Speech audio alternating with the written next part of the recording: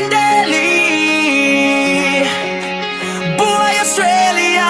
Napanood nyo yung last video natin. Kung hindi pa, ililink ko sa baba. Bumili nga tayo ng spare wheel galing na Melbourne. Since galing nga siya sa lumang model na Honda Jazz, kaya medyo luma na rin yung tire, expired na. Kaya pinalitan na rin natin bago na yung nakakabit ngayon. Kung dati nakalagay 175, 65, 15, ngayon naglagay tayo ng 195, 55, 15. Mas maliit siya kumpara sa dati, pero lumapad naman siya ngayon. Kaya for today's video, ilalagay na natin siya. Pagpapalitin na natin yung bago nating biniling wheel at yung luma nating donut. Kasi itong donut na to, hindi na natin ito magagamit sa mga long trip kasi nga maliit lang siya. Hindi kaya na may load. Minsan pag bumabiyahe tayo na malayuan, marami talaga tayong gamit na dala. Kung okay lang, kung dito lang sa small town, groceries lang dala natin, okay lang ang donut. Kaso itong nabili natin na wheel, medyo makapal siya. Kaya hindi kakasya dito sa likuran natin, sa lagayan ng spare wheel tsaka toolbox. Kaya ang gagawin natin ngayon, i-modify natin, tatanggalin natin tong tools organizer, yung styro. Then titignan natin kung paano natin siya ipupwesto dito sa likod. May binili na rin akong bag pala. Nabili ko sa Snowies, itong Austrail na tool bag. Ayos kasi kasya naman lahat ng mga tools natin dito sa sasakyan. Kaya ito na yung magiging tools organizer natin simula ngayon. Kasi hindi na natin magagamit itong Honda Jazz na tools organizer na itong malapad na styro.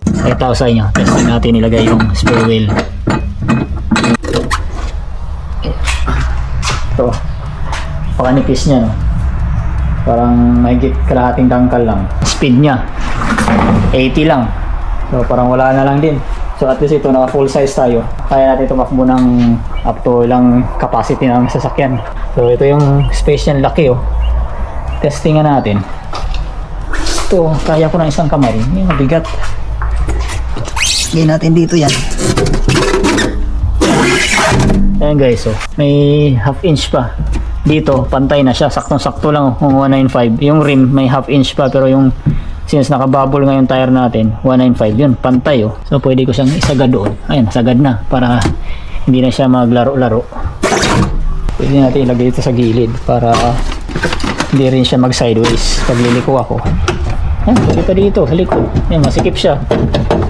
Ayan, hindi siya may kalampag ng konti, pero hindi siya tatakbo paharap kasi naipit na siya sa gulong, tapos sa gilid ipit na rin. Nung sinara ko yung takip, may lundo yung bandang harapan, so hindi siya pwedeng ganito kasi minsan naapakan natin to, nilalagyan na mabigat, tsaka isa pa meron ako mabigat na subwoofer, so kailangan stable yung takip natin. Kaya sa susunod na lang guys, i-update ko kayo kung anong magiging ganap dito sa likod natin. Gagawan ko muna ng paraan, hindi naman tayo naubusan ng ideas, kaya abangan nyo na lang sa susunod na mga videos natin. Maraming salamat, see you on the next one, bye bye.